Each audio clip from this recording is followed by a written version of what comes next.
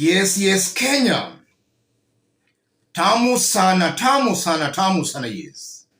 Yesterday, a group of ODM members of parliament paid William Ruto a visit at State House, Nairobi, in what was seen as a defection from Azimio to Kenya Kwanza alliance. Among the members of parliament was Lang'ata MP Jalang'o. That was yesterday. Today, Jalang'o seems to be making a U-turn and now confirming that he's in ODM to stay and that his support for Raila Odinga is unwavering. Jalang'o says he's committed to ODM and that his support for his party leader, Raila Odinga, is unwavering. And then he's quoted as saying this, speaking on Wednesday, February 8, on Spice FM, Jalang'o said, "It's wrong to claim that nearly 10 of us, lawmakers, met the president at State House to discuss party leadership and political agenda. The president did not interrogate our support for Raila Odinga, neither were the ongoing Azimio la Umoja, One Kenya rallies mentioned. Our discussions were centered on development," said Jalang'o. In this video, I want us to dig deep into those remarks by Jalang'o to see exactly what they mean politically. But before doing that, let me bring it to your attention that one of our fans here, currently staying in Norway, is selling a parcel of land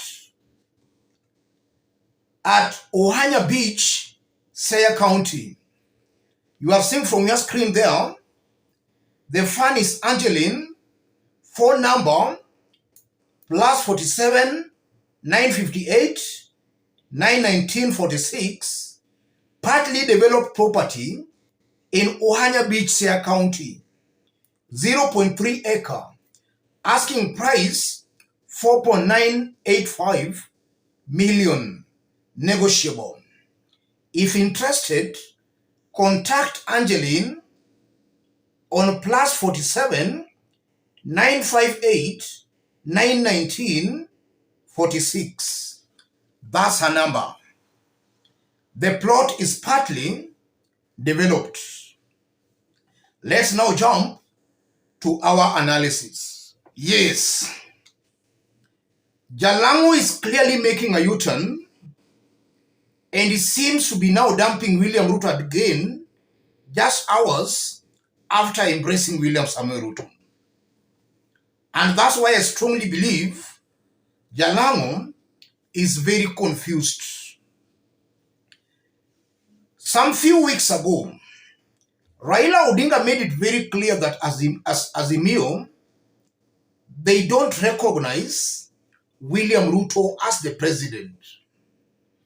By Jalang'o and the members of parliament paying William Ruto a visit at State House, they were actually recognizing William Ruto as the president.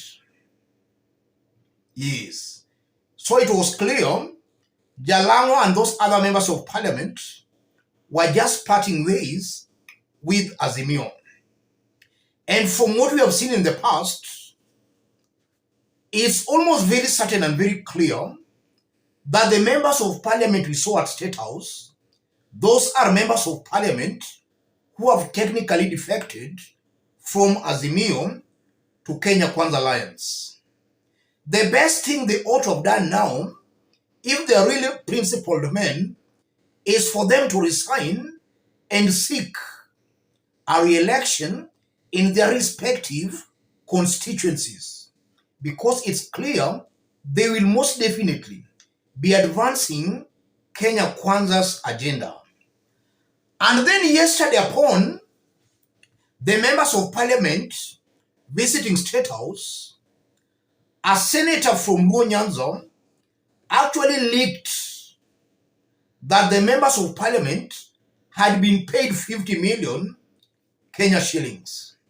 And that can be actually true because just 4 days before yesterday, Dennis Itumbi had claimed that ODM Azimio had planned on buying members of parliament, only for us to see Azimio members of parliament crossing over to Kenya Kwanza Alliance.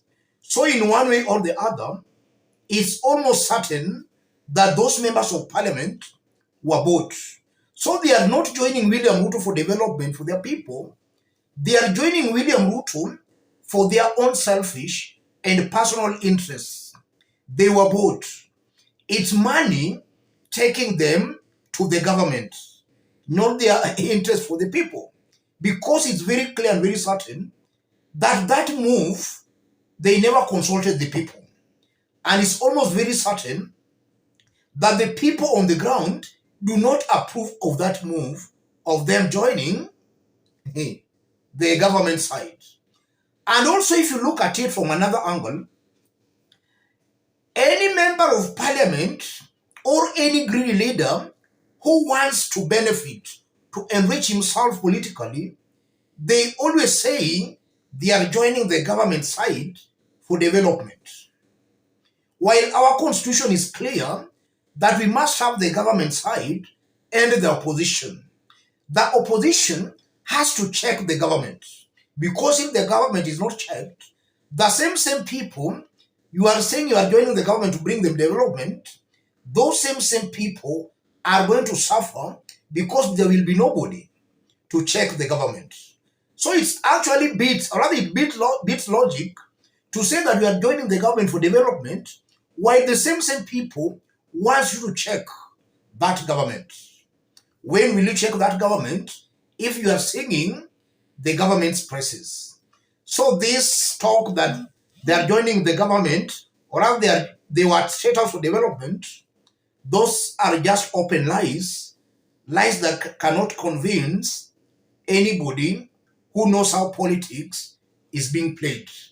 They joined the government for their own personal interests and gains.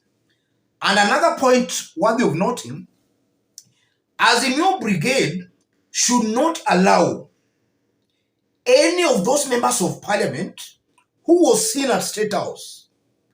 Azimio should not allow any of them in any of their meetings, whether in boardroom meetings or in public. Those are people who are just going to sabotage Azimio from within. In fact, Raila Odinga should cut any links with those members of parliament. I consider them betrayers. They are actually betraying the cause. They are not looking at the bigger picture. The bigger picture in this case is the top leadership of the country. If the top leadership is rotten, whether you join the government or not, the people will continue suffering. And already, we are seeing, even today, some corruption cases being dropped on a daily basis. And in fact, in our next analysis, we are going to dissect a story, an emerging story, that in the time William Ruto's government has been in power, 4 billion Kenya shillings has been used on luxury. Ruto's government has cut money on development, but increased money on luxuries. That's an analysis we are going to do in our next video. But in this video, Kenyans should and must know that all these members of parliament who were at State House yesterday, those are greedy members of parliament. And any person supporting them, that's a person who is anti-development. Because a government clearly oppressing the people, any member of parliament joining hands with that government, you are just giving that government the strength to continue sitting on the poor, which Kenyans should and must reject. Raila and the Azimio team should not allow any member of parliament or any leader who was seen at State House in their meetings. Those are betrayers. And it might be possible that they are the ones who have been contributing to Raila's political loss in each and every election year. They have actually been sabotaging Raila Odinga from within, pretending to be supporters. I tend to believe Jalang'o is making a U-turn because he's realizing that he actually made a serious political blunder. So his guilt cannot let him be in peace. Yes, that's exactly what is happening here. Let me stop it there, ladies and gentlemen. If you are watching us but you have not yet subscribed, kindly subscribe, give this video a like. And to our fans and subscribers here, I'm very much humbled, very grateful for the kind of support you are giving me here. God bless you, God bless Kenya. Any other person who wants to support us here, I've pinned my number on the comment section. Contact me through the number. But most importantly, don't forget to contact Angeline for the parcel of land. Let's meet in our next analysis.